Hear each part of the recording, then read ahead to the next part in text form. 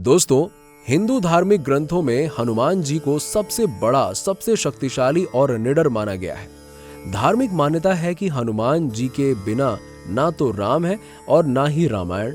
इसीलिए राम रावण युद्ध में हनुमान जी ही एकमात्र योद्धा थे जिन्हें कोई भी किसी भी प्रकार की हानि नहीं पहुंचा सकता था।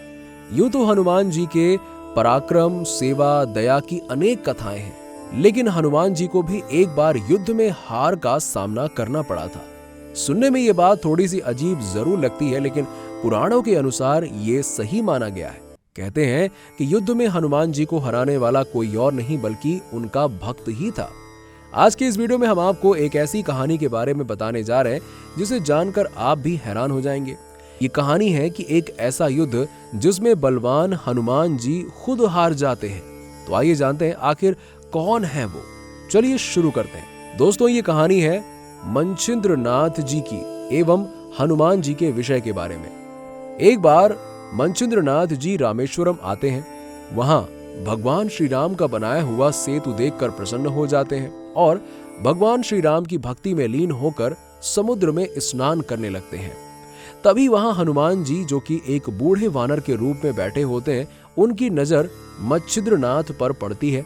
हनुमान जी ये जानते थे कि मच्छिंद्रनाथ जी एक सिद्ध योगी हैं, परंतु फिर भी उनकी शक्ति की परीक्षा लेने हेतु हनुमान जी ने अपनी लीला शुरू की और अचानक जोरदार बारिश कर दी।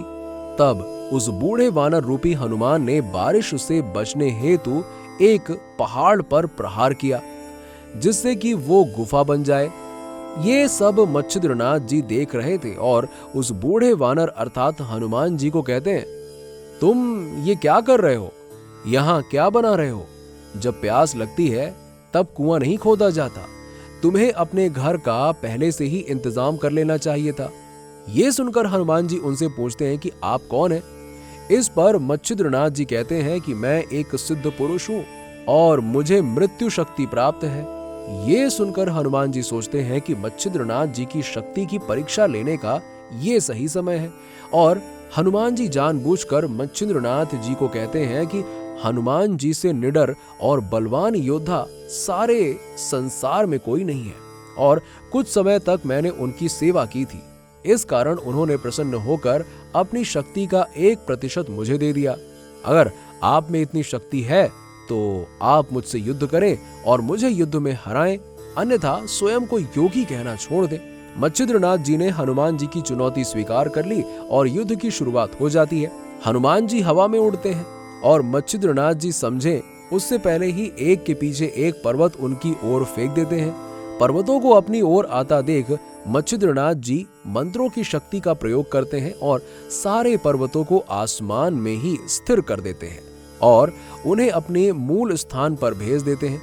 ये देख हनुमान जी क्रोधित हो जाते हैं और उन्होंने वहां का सबसे बड़ा पर्वत अपने हाथ में उठा लिया और उसे उठाकर मच्छिंद्रनाथ जी के ऊपर फेंकने के लिए आसमान में ऊपर की ओर उड़ जाते हैं।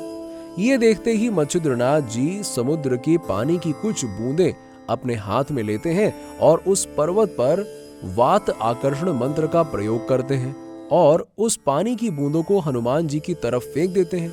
बूंदों का स्पर्श होते ही हनुमान जी आसमान में ही स्थिर हो जाते हैं और उनका शरीर हलचल करने में असमर्थ हो जाता है। मंत्रों के कारण कुछ समय के लिए हनुमान जी की सारी शक्तियां धीमी हो जाती हैं।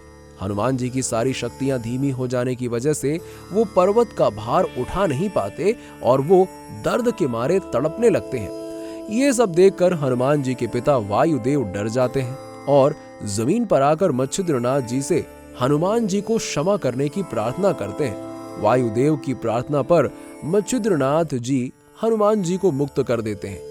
तभी हनुमान जी अपने मूल स्वरूप में आ जाते हैं और मच्छिंद्रनाथ जी से कहते हैं कि मैं जानता था कि आप नारायण के अवतार हैं, फिर भी मैंने आपकी शक्तियों की परीक्षा लेने का प्रयत्न किया। आप मुझे क्षमा कर दीजिए। ये सुनकर मच्छिंद्रनाथ जी हनुमान जी को क्षमा कर देते हैं। इस वीडियो के द्वारा दी गई जानकारी आपको कैसी लगी, नीचे हमें कमेंट सेक्शन में कमेंट करके जरूर बताइए और हमारे इस वीडियो को ज्यादा से ज्यादा लाइक करें, शेयर करें और हमारे इस चैनल को सब्सक्राइब करना बिल्कुल ना भूलें। अगले वीडियो में मिलते हैं आपसे, तब तक के लिए नमस्कार।